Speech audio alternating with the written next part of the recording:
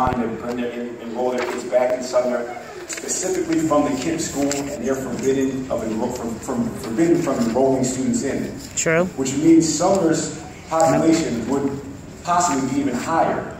So the low enrollment thing raised a lot of questions. And also you didn't mention, when we were talking about summer specifically, you mentioned some of their standardized test scores, but left out the fact that summer has a very high bilingual population, which, again, in my view, is misinformation to cast the school in a negative light. But in reference to the folks that are laid off and you're saying budgetary reasons, one thing that was left out is that this is an orchestrated transition of students from public schools to the Renaissance schools. Yes, it is. Yes, it is. Yes, it is. And through what's happening at Uncommon. Like, the kids that are in Bonzo's school are there. Yes. But you have allowed Uncommon to take grade by grade by grade with each year, so simply just changing the kid's uniform shirt and enrolling them in Uncommon. Yes. As if the kids are leaving the district. That's not what's actually happening. Shame. And then also in reference to folks that got laid off in Lyft. My co-worker Macho mentioned that he makes $35,000. You, Mr. Superintendent, make $219,000. Your chief of staff makes $130,000. Cushy. And one of your special assistants makes $91,000. Must be nice. So the idea that money is just hard to come by when we have folks that make a whole lot of money with very little experience to show for it. Yes, yes. All right. Yes. All right. But in reference to what I was going to say, that this was not even scripted at all.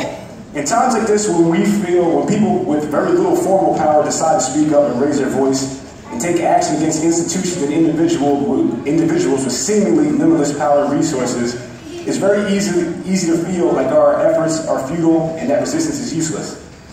Here we are again seeing our school staff, and in some cases our neighbors and ourselves, victims and collateral damage of a racist governor and a Norcross loyal mayor. Yes. We are victims and collateral damage of a superintendent willing to execute a plan that's based on his exercising authoritarian rule, along with a disinterested and silent Board of Education.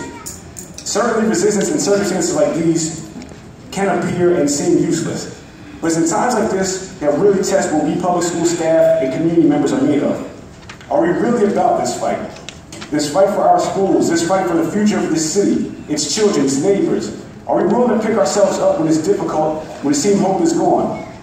We know the superintendent closing our schools is not really about improving education for our children. All right. Exactly. All right. Exactly. His closing schools has nothing to do with schools' effectiveness in educating young people. These things are already understood. We public school staff, teachers, custodians, counselors, nurses, clerks, school law enforcement officers, social workers, psychologists, paraprofessionals, we educators, we're victims specifically of George Norcross and Mayor Rett's plan to see a new Camden. Yes. Where residents are displaced to towns far away, replaced by affluent and middle-class millennials. Camden Rising is a land grab, and it's land and distribution to the powerful by dispossessing the vulnerable.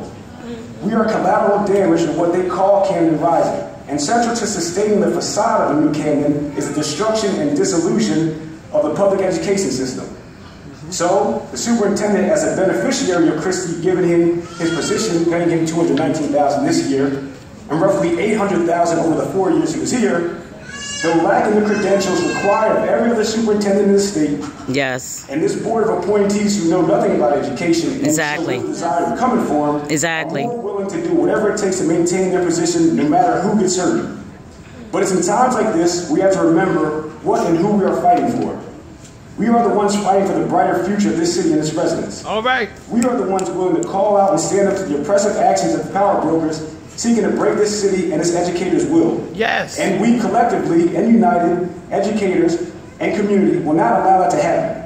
We must remember here and today that it's always darkest before the morning. All right. And that better days are ahead. And it's coming. It's coming. It's coming. The mayor's going to lay out. So are you. That's right. Exactly. Exactly. We want to see all y'all out of here. And realizing that we are in this struggle together and we must rely on each other when in need. But for these reasons, we must stay encouraged and keep the fighting spirit, even when the landscape seems difficult. Long live summer and long live Camden High. Yes.